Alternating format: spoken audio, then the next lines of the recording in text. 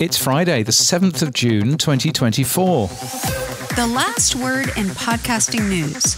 This is the Pod News Weekly Review with James Cridland and Sam Sethi.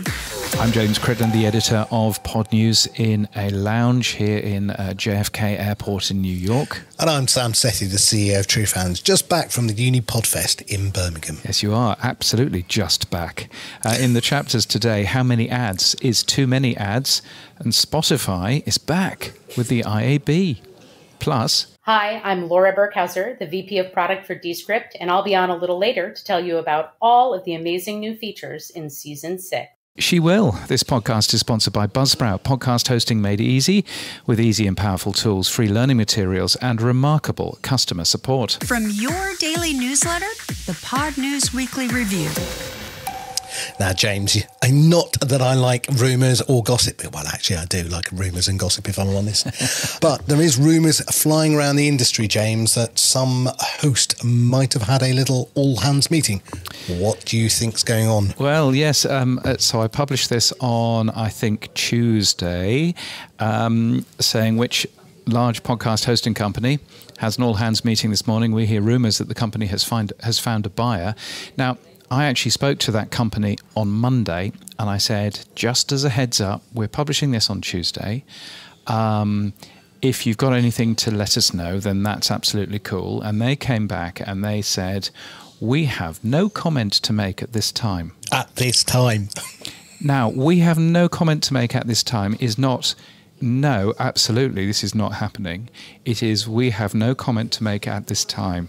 So I'm still relatively comfortable about the story. Yeah. I've heard it from a couple of different people. I'm not going to mention the name of the podcast host because I don't think that that's particularly fair on anyone. But listener, if you go back to episode at the beginning of the year where James made a prediction, you'll know the answer. Well, that would be interesting, wouldn't it? I'm not just doing this for the end of year scorecard. Yes, you are.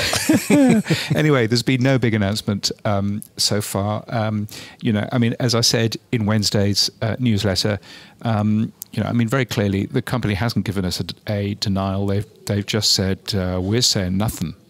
But deals aren't done until they're done. And there may well have been a last minute thing. And who knows, by the time this goes out, maybe there will be something. Yes, that was all interesting, wasn't it? Well, we'll wait and see. Hopefully by Friday, who knows? Now, also, I was listening to In and Around Podcasting, which is Mark Asquith's new podcast, the CEO of Captivate. Yes. And he's got some gossip as well. He's pretty adamant that Riverside will be going to Spotify, James, and Descript will be buying a host. Yes, that's an interesting concept. Descript, of course, bought Squadcast last year, so they've now got a remote recording tool. Does it make sense for them to buy a host as well? Mark seems to know who it is, which is more than we do. Yes. But yes, that's a fascinating thing. Would you really want to buy a host? Can't you just... it's relatively easy to make a podcast hosting company, isn't it? Fundamentally, it's a commoditized product now with price differentiation very limited. Yeah.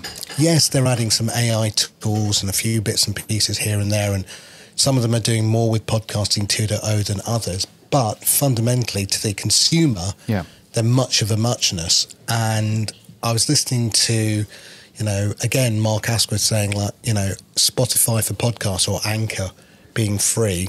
And I'm going, well, actually, Diary of a CEO ran on Anchor for ages before it was moved over to Megaphone, and no one complained about the quality.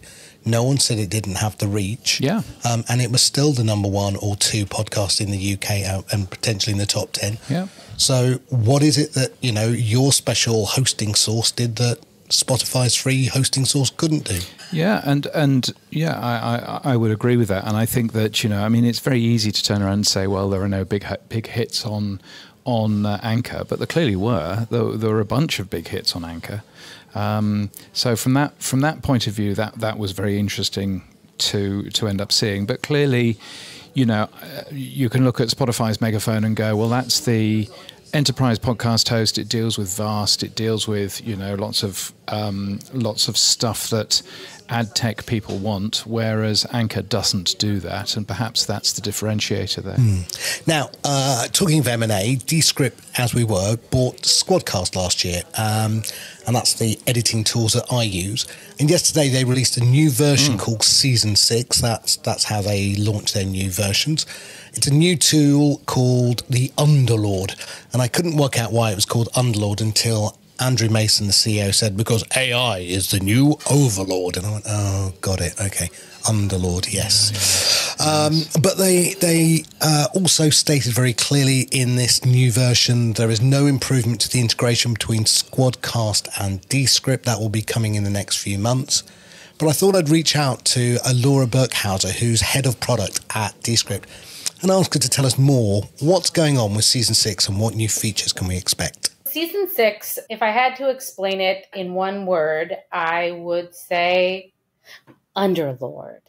A word I say about 5,000 times in the launch video. I actually made a remix of all of the times I say Underlord. It's such a strange word. But Underlord is our new AI assistant and basically brings all of the existing AI actions that Descript has had in it for a while, all of the things that help you simplify your workflow and just spend less time in the tedious editing stages post-recording, and then also introduces you to a couple of just like really killer new AI features. And so Underlord is, I think, like the star of Season 6. But for folks like you who are used to working in Descript, there are dozens of quality of life and usability improvements that don't necessarily turn eyes on social, but I think will really be appreciated by folks who have been using Descript for a long time. Now, let's go through some of the new AI features then. Give me some of the ones off the top of the bat. What can people expect when they get Season 6? Some of the ones that I really like are, first of all, just edit for clarity is so nice, and we're actually going to continue to improve on it. But I think it builds on the popularity of filler word removal, which has long been like such a favorite feature of people's. It turns out there are a lot of other vocal disfluencies that can't necessarily be classified as filler words, but are not, we don't speak the language very well, fluent as we may be. And so edit for clarity kind of takes out all of those little small mistakes that you make. And I think in the next month or so, will also be, if you've enabled overdub, we'll actually let your voice come in and say the right thing automatically. So you can look forward to that. That's a little Easter egg. I'll give you a little hint into our roadmap. So edit for clarity is one. Another one that I think is just like already huge. It's only been live for a couple of days and we're just seeing huge uptake is automatic clip creation. So it's always been easy to just copy and paste to create clips within Descript, but it's so nice to just be able to let Underlord take the first pass at identifying like nice clips for your podcast. And then we've made the kind of flow include choosing a template, like it gets it into vertical if that's how you like to share your clips, or it'll put it into square or kind of like whatever the right formatting is. It'll apply your templates automatically. You can center your face and then boom. It has like multicam templates as well. So it's just really nice to, in a couple of clicks, turn your podcast interview into like some short 30-second clips that make people want to go and listen to the whole thing. And then I think like a nascent one, I'm excited to see where this goes, is translation. So launching yesterday, we had translate captions so that you can take those clips and immediately translate the captions into any number of languages. But coming soon, as in coming this month, you'll also be able to auto dub. So either into your own voice clone or into whatever the stock voice you want to use for French Laura or French Sam, so that you can start to really reach global markets. I want to be French podcast. Laura, I've decided. Okay, I might let you have access to the French Laura. Excellent. Well, James has got Jemima Cridland. I want French Laura. Right, there you go. One of the things that worries me, and I've been a long-time user of Descript and I love the product, but one of the things that worries me is when people get hold of Descript or tools like Descript, that they over-edit. What I find is somebody will go, oh, I know, Descript's got this remover, and then it comes up with 15 other things that you could remove. I mean, And it sounded like two robots talking eventually, and it lost that human element. I worry that newbies, I mean, again, studio sound sounds amazing when you apply it, but you can over apply it. And how do you think, in terms of the lessons and learnings, I guess you've had from all of the editing that you've seen and the transcripts and the usage of these tools, are you now pulling back, or how are you helping the newbie understand that over editing is equally bad as under editing?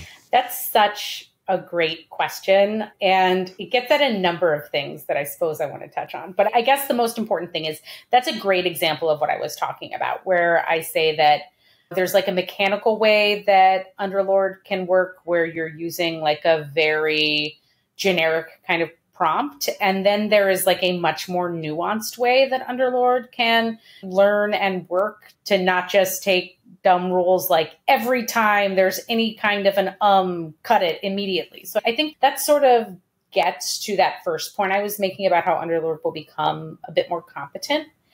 I think the second thing, which is like a different feature, and it's one we're considering, I'd love to hear where you land on it, is like when you think about how it ends up sounding like two robots, is that because like the edit is actually kind of jumpy? No, I think some of the smoothing elements have worked really well in versions of Descript. What I mean by that is we will naturally go, now let me think about this, Laura, for a minute. Thinking sounds are sounds we make. Yeah. But if you take that out, then all you'll get is, let me think about that, Laura. Technically, that is very right. But actually, in terms of editing, that is very poor, because you've lost that element of the nuance of the actual podcast.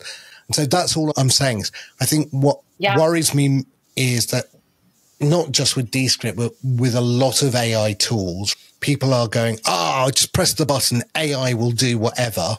And then the end result is not as good as when some people go, just ease off a little bit on that. Just take less of a full-on blown edit, and you actually get a better end product sometimes. I totally agree with you. And when you think about why people listen to podcasts, it's certainly not because I would like the most efficient as possible way to digest information.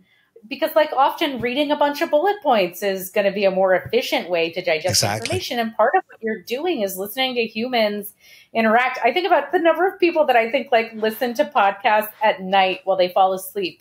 Maybe you're listening to my voice right now at night as you fall asleep. And part of what you're listening to is just that comforting sound of two humans interacting with each other. So I totally agree with you there. Now, look, one of the things that people have said about Descript, rightly or wrongly, but one of the things they have said is that it started off as a podcast editing audio app, and it's gone very strongly into the video editing side of it. Yeah. So I think clip making and translation and some of our AI actions work really well for audio makers. We also have a much more powerful timeline. It's so much more usable. It does like things like smartly stick layers together and help you really make sure your layers all align in the right way. And so I think like there is something for everyone there. Season 6 looks like it's a fully packed new version. If I wanted to go and play with it, if I didn't already have it, where would I go and get Season 6? You can just go to descript.com, and we have a free starter package. So you could just sign up and use it for free. And just a reminder to folks, and this is another part of Season 6 that we've been a little bit quieter about, but we have a web experience. And so I think a lot of people still think about Descript as being an app, but we are on web, and we've been in beta for a long time, but we are no longer in web beta. We are in web GA, and we think we are, for all but kind of the largest and most complicated of our files, we are actually like more performant in web. And so I'd encourage folks who are trying us out to, you don't even have to download an app. And if I want to watch videos in terms of tutorials, where would I go? Oh, well, we have a new section on our app or website called Learn Descript. And I think that's a really great place for beginners to go. And it has all kinds of new content, including like a curation of the problem with, so YouTube, there's like a ton of amazing stuff out there. The problem is when you update the UI in a huge way, which we've recently done with Season 6, you're like, wait, what I'm seeing in this YouTube tutorial doesn't match what I'm seeing on my screen. And so Learn Descript within the app or the website itself will have all of the most up-to-date screens for you. And then we've also updated the Help Center already. So anything on the Descript's official Help Center should now be 100% up to date. And I understand if you want to, there is a webinar coming up very shortly of all of season 6. Where would I go and get onto that? Yes. Ariel and Christiana are lead community at Descript. They are fantastic. And they do regular webinars where they'll walk you through Descript for beginners and are definitely doing some season 6 ones. So please tune in and meet 2 of the best people you've ever met. Laura, thank you so much. Congratulations on the launch of season 6. I won't ask when season 7's coming out. That's just not the thing to do. But good luck with all. End of summer. Laura, thank you so much. Head of product, congratulations on everything. I can't wait to get my hands on it and play with it. So speak to you soon. Amazing. Thank you so much for having me, Sam. Talk to you soon. The Pod News Weekly Review with Buzzsprout. Podcast hosting made easy. And there's a full version of that interview in the Pod News Extra podcast if you want to go and take a listen to that. Now, we've been talking about Spotify and rumour control. Maybe they'll buy Riverside, maybe they won't. Who knows? But Megaphone, James, we talked about it a few weeks ago that they had lapsed or forgotten, or whatever word you want to pick, to rectify their IAB or recertify their IAB podcast measurement. Looks like they're going to be doing it, James. How or what's going on? Yes, and I think this is really good news, and it's a very welcome change from Spotify. So Spotify pulled out of the IAB completely at the beginning of this year. They didn't tell anybody for 3 months, but they pulled out of the IAB completely. And that essentially meant that Megaphone and Chartable and Spotify for podcasters, the artist formerly known as Anchor, were all taken off the IAB compliant list. And that caused quite a lot of advertisers some severe angst in terms of missing out on the, on having an IAB verified podcast host. And it seems as though they've listened to us, at least for Megaphone. And Megaphone now says that they've maintained compliance with the IAB guidelines. They remain committed to IAB's mission, and they are currently working with the IAB on version 2.2 certification of the Megaphone platform. It was only on version 2.0, so that's a good step forward, and that should mean that Megaphone becomes certified in the next month and a half or so on. And I think that that's really good news for those people that have been relying on that hosting platform. Now, tell me, because I don't really understand this, IAB, is this just a certification on the number of downloads, so that they are validating that the number of downloads you give to the advertiser is a true number? Is that all the certification does? What they basically do is they have 4 different certifications. There's download numbers, there's listener numbers, and the certification is given to you if you are calculating these figures to the correct way as defined by the podcast measurement guidelines that IAB Tech Lab have put together. Now, that doesn't mean that you will have exactly the same numbers as another podcast host, but it does mean that you are calculating them as correctly as you possibly can. But there are also 2 other measurements which are the important ones for advertisers. There's ad delivery. So ad delivery is the important one in terms of selling advertising. How many ads have been delivered? So therefore, how much you should be charging the advertiser. And so that's what they end up doing. It's ad delivery is one. The other one is client confirmed ad play. Again, a very useful thing for a advertiser to actually know.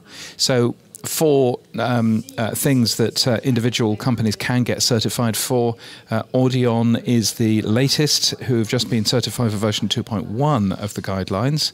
And that happened in the middle of May. And so it'll be nice to see Spotify, doing that.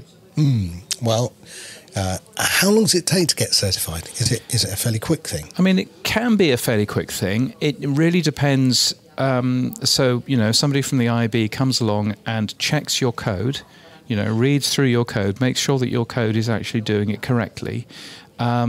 So there's quite a lot of checking. I know that Todd was saying that the IAB took years and took months and months when he was doing it for the first time. But I think that was also the IAB's first time, and I think it's been considerably quicker since. But I think probably maybe it'll take a couple of months. So, it won't be an instant thing, but hopefully there shouldn't have been too much code changed since Spotify ended up doing it last. Okay, well, look, let's move on with Spotify. Some analytics out for the month. Spotify for Podcasters remains the #1 podcast host. So as we said, free might not be, all bells and whistles, but it seems it's working for Spotify if they're still #1, James. Yeah, it does. And, they're doing very, very good numbers. Megaphone has actually been falling in share since August of last year, but they saw a little increase, according to Livewire, for their hosting platform as well. Spotify doing pretty well there in terms of that.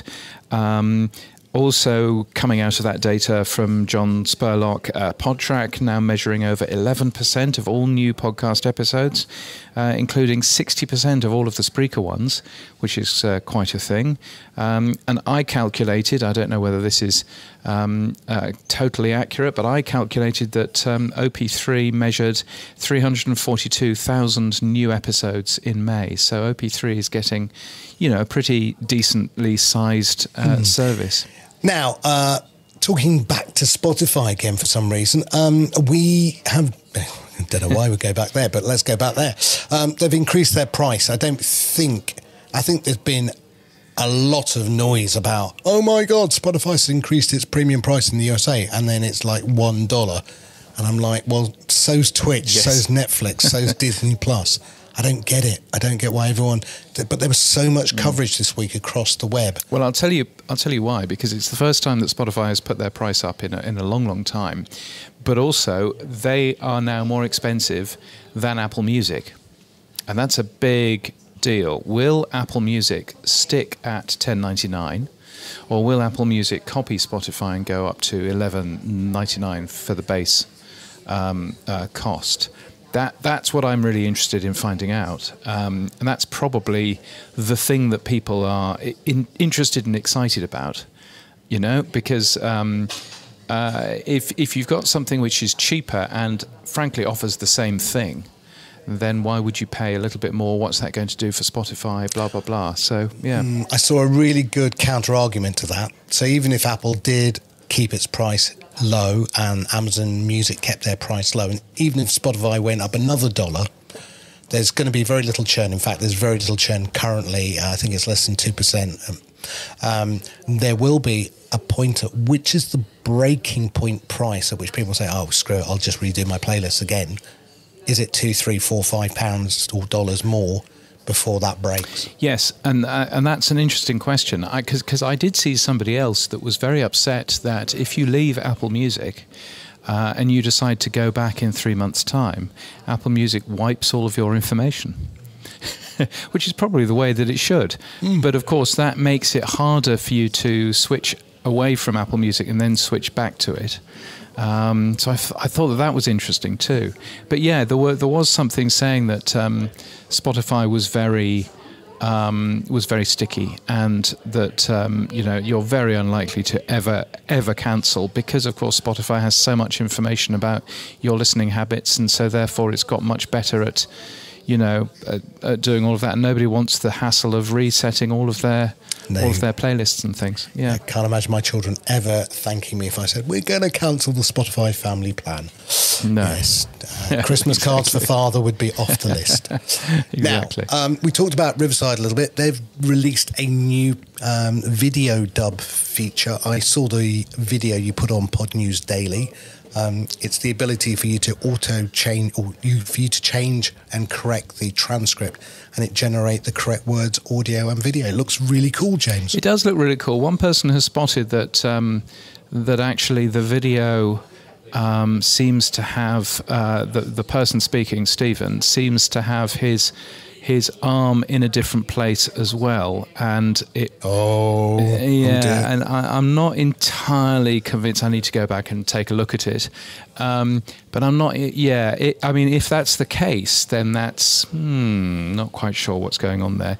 But if the technology is there, then that would be very clever, wouldn't it? So if you said 16 when you meant to say 24. Then it will reclone your voice to make you say 24, but it will also change your lip sync, change the shape of your mouth so that it looks as if you're saying 24 as well. That's very cool. That's very, very clever, and also quite scary. The company does say that it'll only work on your own recordings. It'll only work on stuff that you have control over. But very, very clever indeed. And I think Descript does this as well. I'm pretty sure they do this. They also have that really weird eye correcting technology. Have you seen that one as well? So you can then say, tell myself in the video to look straight and not look where I was reading. Yes. And then it changes your eyes to look forward. Yes. That's very scary as well. Which is very scary, but very clever, and makes a bunch of sense. So, it's I mean, things are going very, very quickly in terms of these types of tools. I mean, I was giving a presentation a couple of days ago in Canada, which is here are lots of tools from podcasting that you should be using to radio companies. And I did exactly the same presentation there last year. So I was a little bit worried about how much new stuff I would need to find, because I didn't want to show anything that I had shown the previous year. And it turned out that everything was brand new in that presentation. Because everything has changed so fast that actually I was able to get another 45 minutes worth of new tools that had been launched in the last year that I could actually show off. So, very, very fast moving times. Did Jemima Cridland come out to play? I think she did. Australia's Got Talent. Here we come. Yes, or not. Now, here's a question for you, James. How many ads are too many ads in a podcast? Well, and there is a question, and I don't know the answer to that. I also don't know how much ad skipping actually happens. But the good news is we might find out next week. Which should be fun. There's a piece of research that Tom Webster has been doing. He's revealing that on June the 12th next week in a webinar that you can go to. It's completely free. There's a link in Pod News this week, and it's called Ad Nauseam, which I rather like as a title. I think that's quite funny. It is very funny. I mean, and he has shared a little bit of data prior to that. So if you have a look at the Pod News Daily today, or indeed Podcast Business Journal today, there's a bunch of data which says that 17% of people don't mind ads at all in podcasts. And in total, the amount of people who say they enjoy or don't mind them is 48%. So 48% is a pretty high number, I would have thought. And that's kind of surprising, because you kind of expect, podcasting, nobody likes the ads, everybody skips through them. Well, if 48% are either enjoying them or don't mind them, then perhaps that's a good news story. Or can't reach their pockets because they've got little hands and get the phone out. Or can't reach their pockets because they've got little hands. Enough about the President of the United States. I'm sitting here. They might still deport me. That's true. Cool. Well, we'll talk about it next week when we see the results. Now, around the world, talking about you in New York, but let's go to Dubai. The Dubai Press Club has launched the Arab podcast program, James. What's the scoop? Yes, I don't know much about the Dubai Press Club, but they have... they appear to be a government organisation which is there to promote the creator economy, and that's part of their thing. So the Arab Podcast Program is there to drive the development of the media industry and build the podcasting capabilities of audio content creators and media professionals. They've also released a report on podcasting in the Arab world as well, which is an interesting read too. So always good to see that type of data appearing. Podcasting seemingly doing very, very well in the Arab world. There's a big Cathay Pacific plane just about to take off outside, which is very exciting. Also in Canada, a big announcement actually at the conference that I was at. The government has announced in Canada that it will require qualifying online streaming services, Spotify, Netflix, etc., to pay 5% of domestic revenue as a creative levy to fund local broadcasters. So 5% of all of the revenue that large companies are making will go into local broadcasters. Now, you might think, well, that's not very fair, is it? Well, local broadcasters have had this 5% levy for some time. So this is just making things easy and understandable for everybody. And to include, companies like Netflix and Spotify. But that was quite a welcome thing, certainly in the conference that I was in. Won't they just pass on the price rise to consumers? I'm sure that they will. I'm sure that that's exactly what's going to happen. In the same way as I believe that there's a... So who wins? I believe that there's a tax. Well, I mean, who wins is the local broadcasters, very much. And so theoretically, that means that there'll be less erosion of local media in Canada, and so theoretically, Canadians win. But yes, I agree. I mean, everything will cost more. I mean, there used to be a tax. I think there still is a tax in Canada on blank CDs. Because they realised very early on that people were using them to rip CDs, to rip other people's music, and so there was I think they whacked 10% on there just to then siphon that money off to the record companies. But I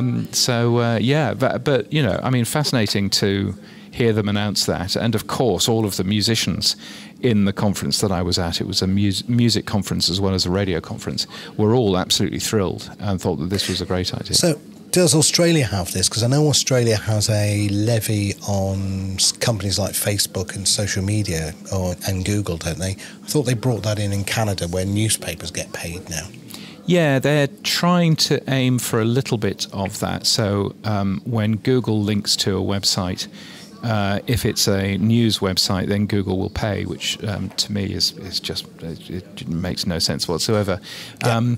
But I believe that Canada have tried doing that. And so, of course, as a result, Facebook just turned around and said, we're not going to allow any links to news services from Facebook because we're not going to pay. And so that's basically how that works. Australia doesn't have that, and Australia doesn't yet have any of these creative levies that have been part of Canadian life for a long, long time. But Australia still does have things like, for example, if you run a top 40 radio station in Australia, you have to pay 25% of Australian artists as one thing. So, there's still those sorts of things going on there too. Now, back here in the UK, a brand new advertiser comes to podcasting this week. It's Colgate, the toothpaste. It's launched its first ever podcast advertising campaign in the UK with Diary of a CEO, Stephen himself. Yes, so congratulations, Wavemaker UK and Adelicious, who made that particular deal. Interesting to see a very large brand that apparently had never advertised, certainly in the UK, on a podcast. So well done to them. And let's hope Tom Webster doesn't say anyone skipped it. Anyway, moving on. Podcast events on the Pod News Weekly Review. Well, there's the first annual Women in Podcasting Awards, which has been announced. You've until the 1st of August to enter. and it's worthwhile taking a peek at that. Pod News is a sponsor of that. The Independent Podcast Awards, you can still just enter for those. The deadline closes on June the 14th, and I believe that we will hear a little bit more about the Independent Podcast Awards on this very show when we get closer to October, when those awards are. In the UK here, I was at it today. The Uni Podfest was at Birmingham City University. You had George the Poet there. You had several other very good speakers there. Well done to Nina Robinson. This is the second annual event that she's done there. It was very well attended, very well organised. So, yeah, very well worthwhile my time. Very good. There was also, I think last week, there was Crossed Wires, a big podcast festival in Sheffield. There was. I couldn't get up to it eventually. But I hear some very good things from people who did go. And so congratulations to Dino Sophos from Postphonica. Indeed. Dino and the rest of the team, I think, did a very good job. And it's a wonderful thing for that not to have been in London, for that to have been somewhere else in the UK. That's a good thing. I'm busy putting the finishing touches to Podcast Day Asia, which is happening in Kuala Lumpur in Malaysia in September. Tickets are just £99, but there is dollars. I know it's close. Dollars. Yes, $99. Well, the British used to run Malaysia. That was where I was there. Anyway, you're not old enough. Yeah, I'm not. And so there is a code for you to save money on that, which I can't remember right now, but it's in the Pod News newsletter, so that's always worth taking a peek at. What do you think is going to happen at Apple's WWDC next week? Well, I'm going to be very drunk because I'm playing a game where every time Tim Cook mentions AI, I'm going to drink. So I just think it's just going to be, oh, look at this, iOS 18, AI, Siri. So, yeah, I think it's well, I hope that it's not going to be as bad as Microsoft's new thing. Have you been following Microsoft's recall? Yeah. Yes. Yeah. Yes. Stalkerville. And it takes copies of everything that you're doing and leaves it on a folder on your computer that anybody else can access. I mean, it's a very dodgy old thing. And there are more events, both paid for and free at Pod News. Virtual events or events in a place with people. podnews.net/events is the place to go. The tech stuff on the Pod News Weekly Review. Yes, it's the stuff you'll find every Monday in the Pod News newsletter. Here's where we do all of the tech talk. Here's where Sam talks technology. What have you got for us, Sam? Well, last Friday, you wrote about Podcast Guru, which is a podcast app as well, cross-platform. Added 3 new features: Smart Playlist, which automatically track and update a group of podcasts as new content becomes available. Very nice. And they now added new pre-podcast silence trimming. I know that's a feature you love, James, as well. Yes, silence trimming is always good. So, they've been doing some really nice stuff. It's great to see more improvement in terms of Podcast Guru. It's a pretty looking app as well. It's an app that you get if you like something that looks really decent. So that's a nice thing. Transistor, very good news coming out of Transistor. They've added Podroll support, which of course is a method of recommending other shows that your audiences might like. We support it. TrueFan supports it. It's supported all over the place. Great to see Transistor now adding that. I should also mention that our sponsor Buzzsprout also supports it too. So that's a nice thing. You've been reading a book, haven't you, this week? I have, one that I've highly anticipated. Evan Prodimo, who was a guest on this show a few months ago, the inventor of ActivityPub, has finally put his manuscript to bed. It's at O'Reilly Media, and you can go and read the final ebook for free right now. If you sign up to O'Reilly, you get 10 days free access to the book. And so you can go and have a look at the early preview release. It's still going through some editor checks. It is a book that I think all of us who are involved in Activity Streams, ActivityPub, looking at ways that podcasting can use it, should read this book. And it's meant to be very detailed for developers. So, yeah. looking forward to Indeed. it. And on that, there's a new version of the WordPress Activity Pub plugin, which does include some support for podcasts in there. I'm not quite sure what that means. I'm not quite sure what information is there, but nevertheless, it's there. If you go and update your WordPress installs, you'll find more information there. Yeah, and Benjamin Bellamy from Castapod, him and myself are working very closely right now on putting together a new namespace for podcasting so that everyone can review it, but also to demo how interoperability will work between podcasting apps using ActivityPub. Very nice. It'll be well worth doing that. Dave Weiner has been posting a ton of quite nice blog posts at the moment. And he said a couple of things. Firstly, he said that it's a badge of honor to say wherever you get your podcasts. If a podcaster can say that, then it's a podcast. If a podcaster says you can only get it from Spotify or from YouTube or wherever it might be, then it's not a podcast. And I think heartily agree with that. And he also wrote another blog post fairly recently talking about how it's actually really good for podcasts not to sound very professional, not to sound very polished. And he was talking about his podcast called Morning Coffee Notes. That was his original podcast back from 2004, 2005. And it reminded me that if you want to go and listen to that, then I actually put that back on the internet with an RSS feed and everything else. You'll find that in your favourite podcast app, but not in Spotify in that particular case. It's very interesting reading some of what Dave has to say. He seems to be on a roll at the moment. He does. Boostergrams and fan mail. On the Pod News Weekly Review. Our favourite time of the week, James. It is, and we've had a number of all of those. Adam Curry, 10,000 sats, boosting because I always get value from this show, and that's how it works. If you're getting value from this show right now, then you can support us with your time, talent, or treasure. Treasure really meaning hit that boost button, send us something. That would be lovely, and both Sam and I share that. Thank you, Adam, much appreciated. Also 1,000 sats from John McDermott. Rented land, full stop, savage.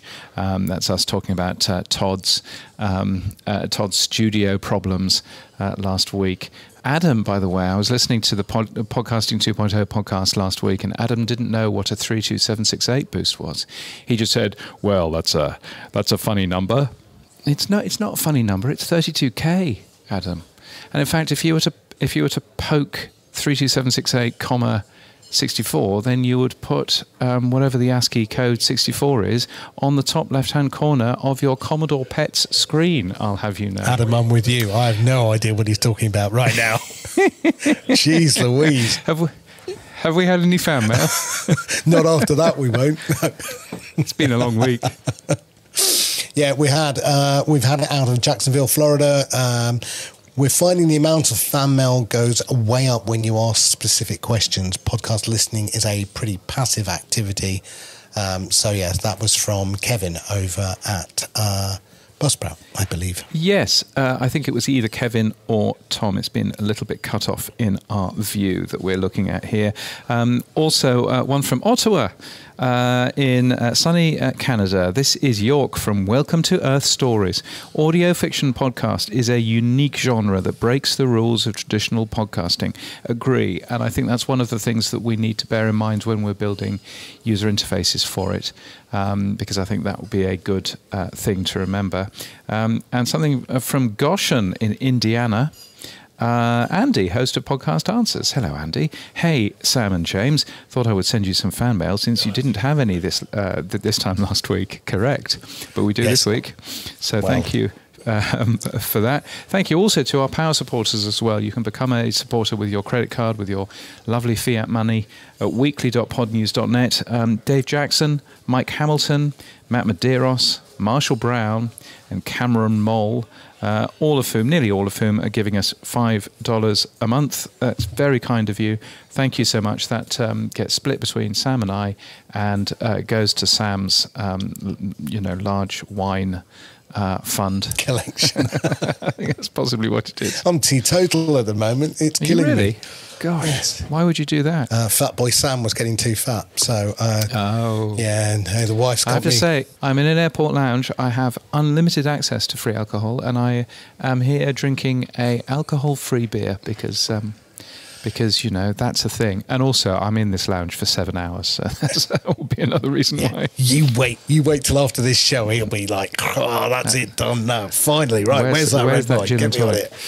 Yeah, indeed. So what else has happened for you, Sam, this week? My Meta sunglasses turned up, which I'm very, very impressed with. Yes. Oh yes, you're very excited about your toy glasses, aren't you? Oh no, these are great. No, look, I've got transition glasses, so they're clear inside, and then they're shaded outside. But what's really cool is the AI, the Meta AI, is multimodal now. So I can ask a question and so I can say, "Hey Meta, tell me what I can see," and it takes a photo and then it'll tell me of the object it sees. It's a glass of wine, Sam. Yes, exactly. Again, yes. But no, they're very good. They just look like normal sunglasses, Ray-Bans. Most people couldn't tell. They're very lightweight. The sound quality is great. The video quality is good. I'm really, really impressed. I think it's an arrow of direction. I don't think Facebook / Meta is going to be the glasses of choice. I think Google demoed their version of it or hinted at it. I think Apple with Vision Pro will look at what Meta's doing, and I think who knows what they'll announce next week. But I suspect that Apple's glasses can't be far off either. No. Well, that's if Apple are making some normal glasses that you can just slot some lenses in, then if only I knew somebody who was working at Apple on those glasses. I genuinely think you would like them. I think they are prescription if you want them, but I think also. One of the things I worked out, I was talking to Chris Messina online, and I was just saying, look, the glasses now allow you to interface to Facebook, Instagram, and WhatsApp.